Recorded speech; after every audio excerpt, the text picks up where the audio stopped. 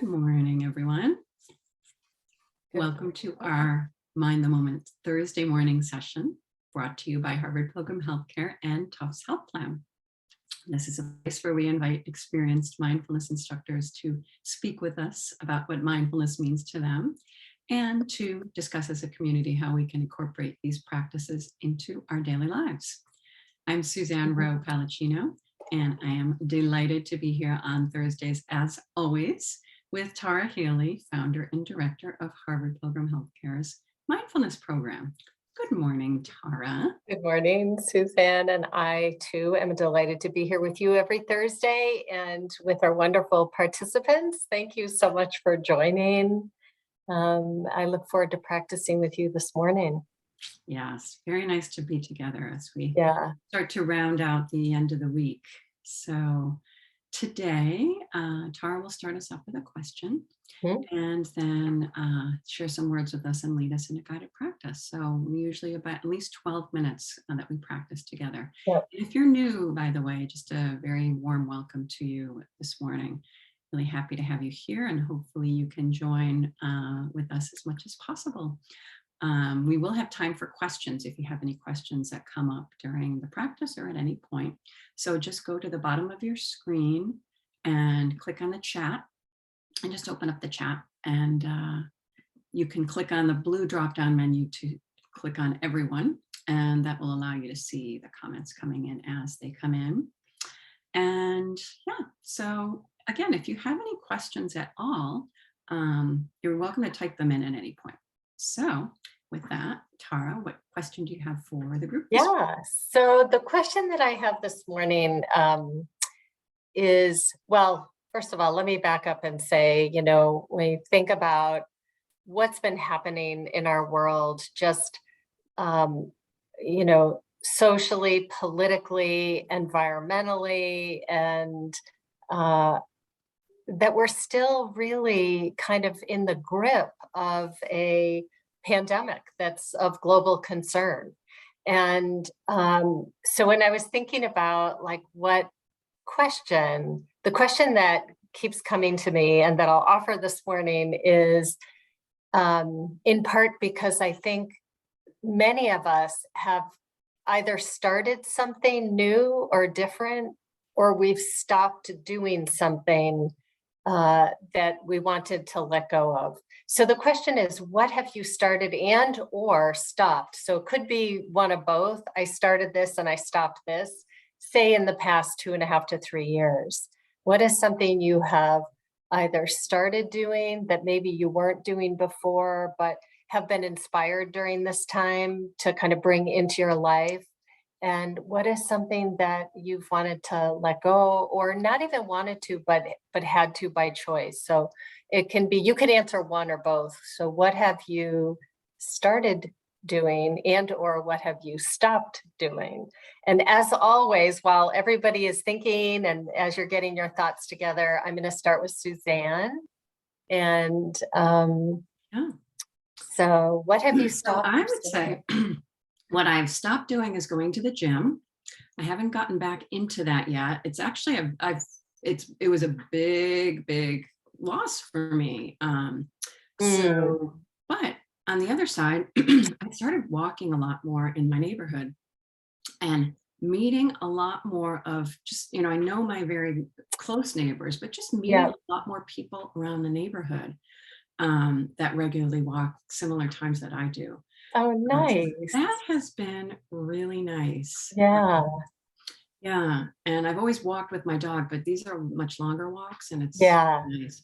And the other thing I started is Wordle, and that has started a whole different text chain with all my old high school friends. Oh, that's so fun. Yeah. That's definitely a lot of fun. So, yeah, that's great. How about you, Tara? Yeah, so a couple things I would say.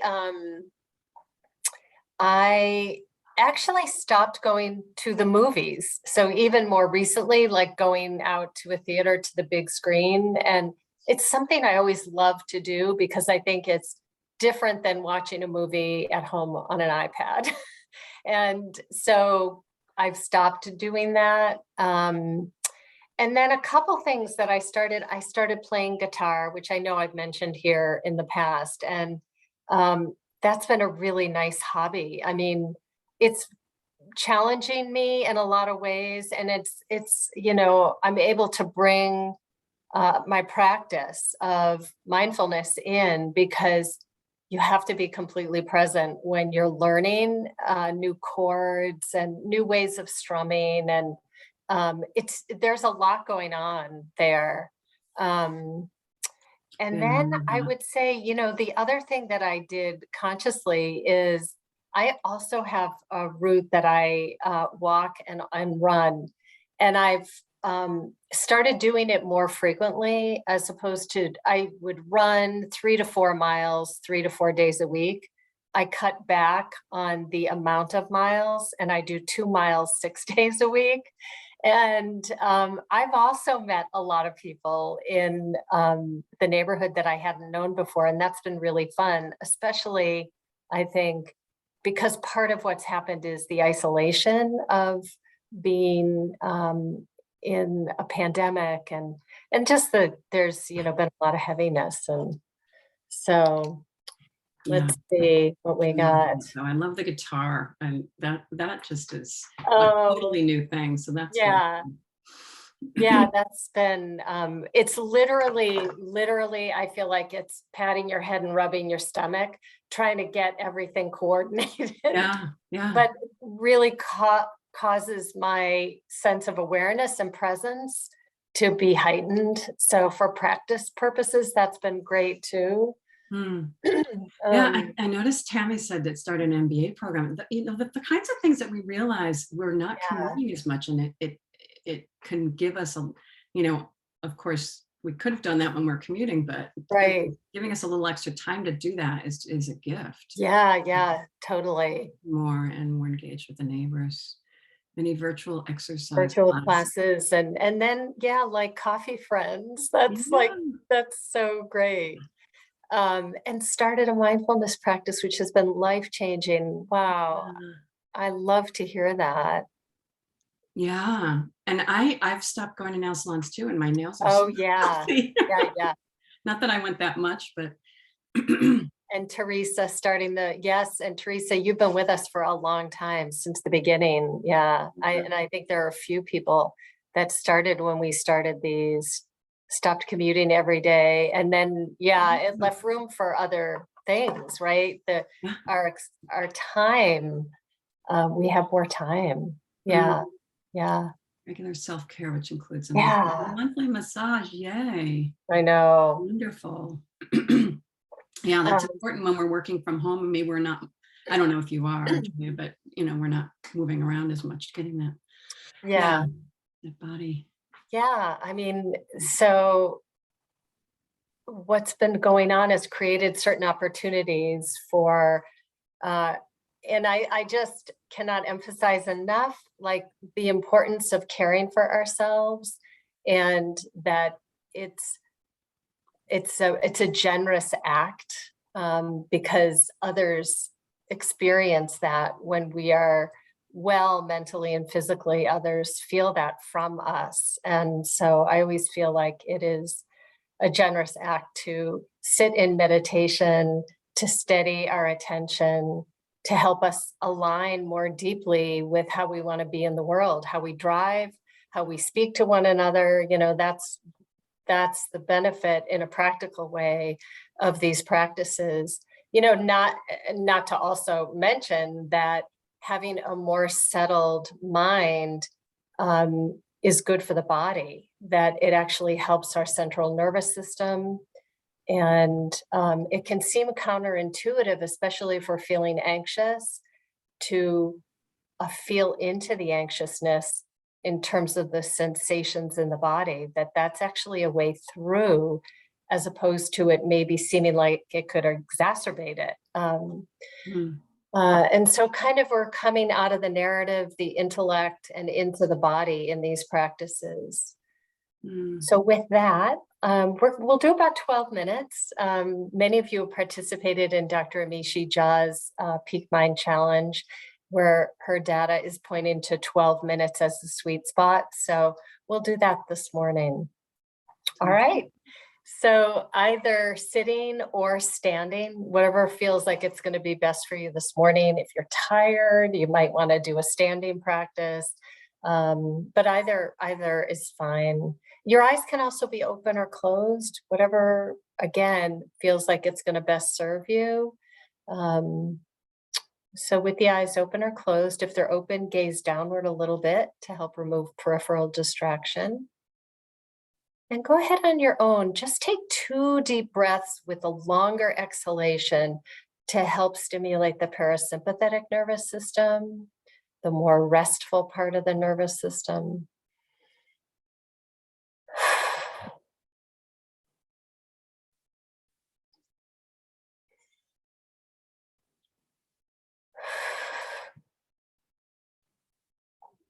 So just settling into the posture that you've chosen this morning, surrendering your weight into the support of the earth. So feeling the points of contact with the back of the body and perhaps the soles of the feet if you're standing, or if your feet are resting on a chair rung, all along the back of the body. Noticing those subtle points of contact. Just what does it feel like? So with the felt sense of the body. So less an observer, but more feeling into. And sitting or standing in a way so that you're upright, the spine is straight but not stiff, with the rest of the body softened around the spine that's holding you up.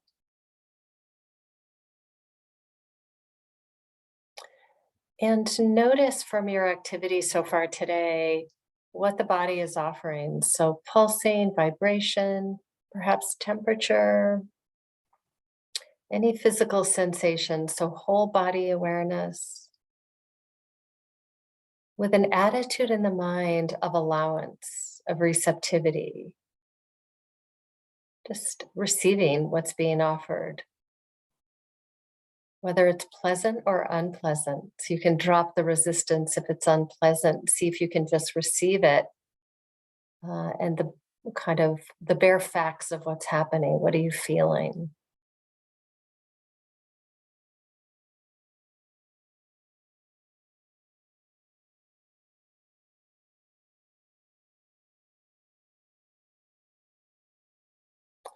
Just for a moment, let's open up to sound. So expand your sense of awareness now from whole body to the room that you're in.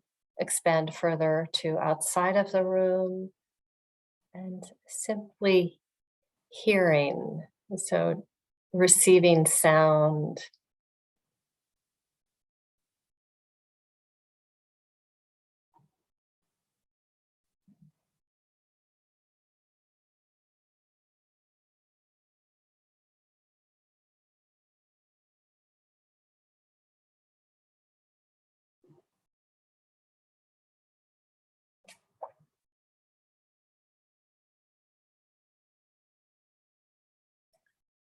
And beginning to bring your awareness back inward, allowing sound to remain in the background as it will. So bringing the attention back in to the whole body.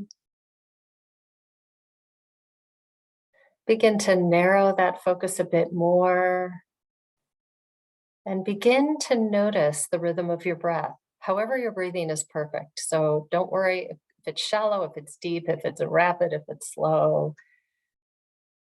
However your breathing is fine. And as you inhale and exhale, see if there is a part of the body where you feel that in-breath and out-breath most distinctly.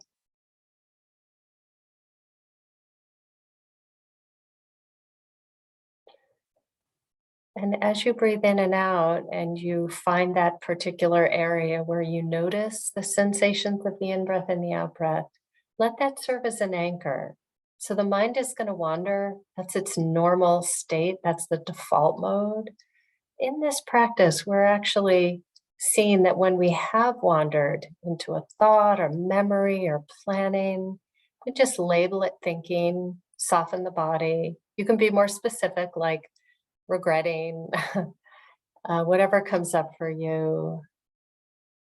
And as you do that, soften the body. There tends to be a contraction that we don't notice when we're in a narrative in our head. And then just return and track the breath in and track the breath out.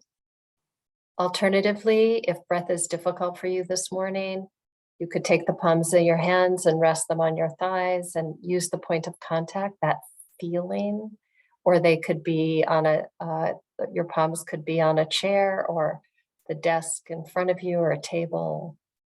So that's or even sound. If you have a consistent sound in the background, just receiving sound without labeling what's making it. I'm going to be quiet for the next 3 to 4 minutes. So, just bringing the attention back over and over and over again as the mind wanders.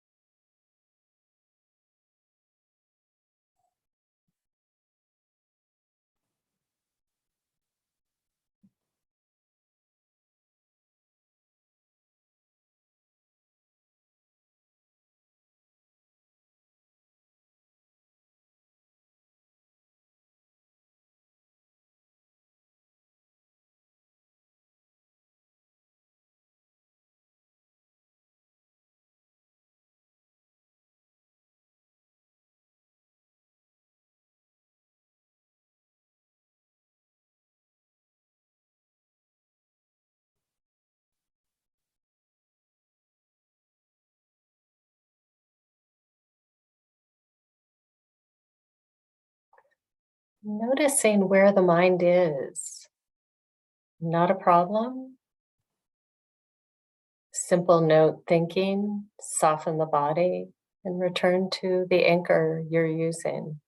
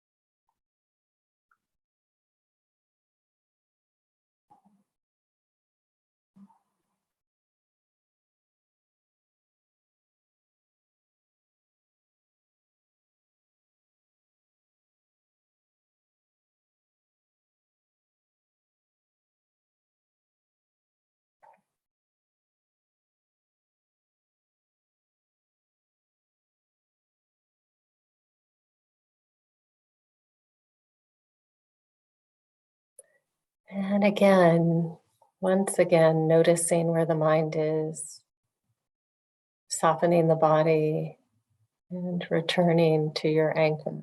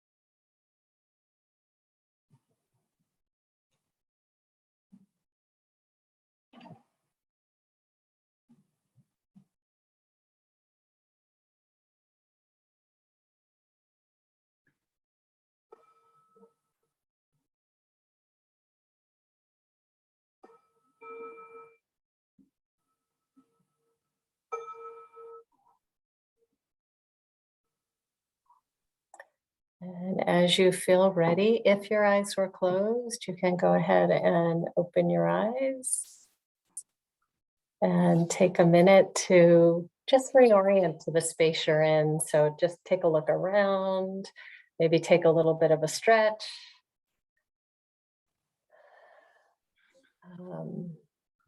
Thank you, Tara. Yeah.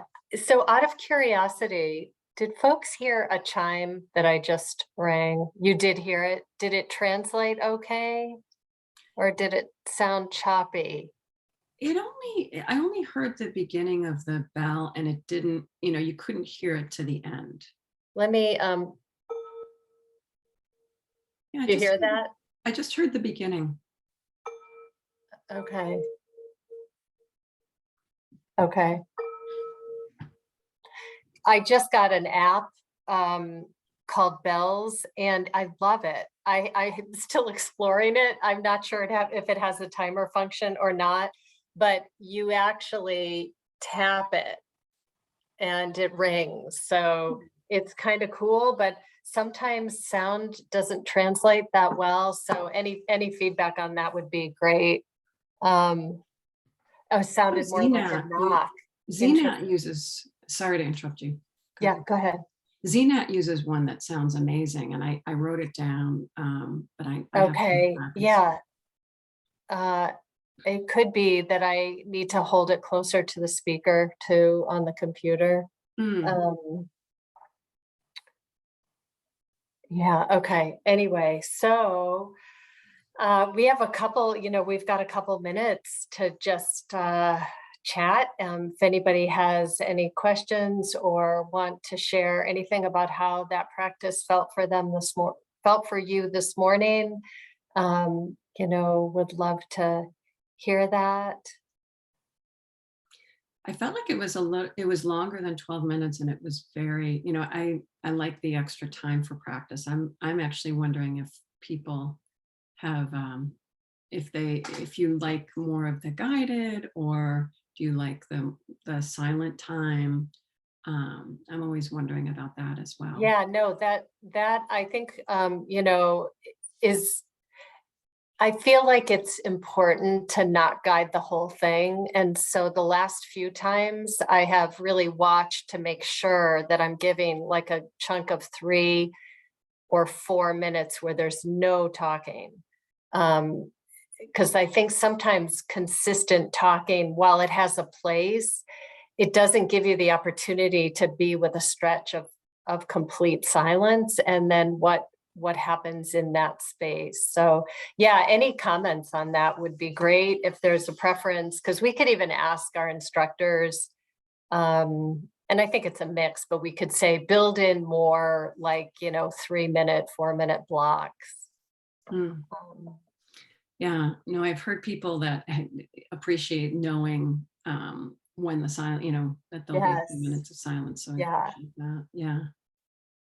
Yeah, I think it is good to like call it out, just to say, I'm gonna offer you some some chunks of silence where you won't hear me. And then, so. You're not expecting it, or, Right, right. Oh, Sylvia Earle, Rachel Carson. Yeah, yeah, that's right. Forgot about that. Hmm. Yeah. Wow, I love that this is such a mix of people who are newer and joining. And then we have folks that have been with us for, almost 3 years. I cannot control nor care. Yeah, yeah, yeah. Hmm. Yes, be kind to yourself. Yeah. So longer amounts at the end. Yeah. Yeah, I mean, if there's any message that I'll leave folks with is to take good care of yourself, that nurture yourself, take in food that feels good for you to be taking in. And there's a way, often in mindfulness practice in working with how we eat and what we consume, and the thought of it nurturing us and supporting us, and that food actually impacts our mental well-being too. And that doesn't really get a lot of attention, but it does. Mm-hmm. Yeah. The brain gut connection has been Yeah. talked about a lot lately. So Yeah. Yeah. Yeah, definitely. and So just like have a good weekend, and everybody, um, be kind to yourself, eat yeah, it well is and stretch challenging. and walk and Yeah. And uh, that, when you mentioned about the control, with the comment about controlling, and that is a learned process, knowing yeah, that we have, little control over things. And when we can let things be as they are, and not try to control the outcome of yeah, anything too much, yeah. gives us a little bit of a sense of freedom, Yes. And even. sometimes the control piece is just habit. It's just habit, and it's where we default. And it's one of the things that we can work on. Yeah. Well, thank you for this session, Tara, and for your Yeah. guidance and teaching. We really Yeah. appreciate it, as always. Thank you, everybody. Yeah. And we will see you next week. We have Zena on Tuesday. So Oh, look she's forward so to it. good. Yeah. Well, they all are. I have a particular bias to our instructor pool, but they're all great. Yeah, Yeah. absolutely. So thank Mhm. you all for joining, and we will see you soon. We hope you have a Yeah. good weekend. Thanks, everybody. Okay.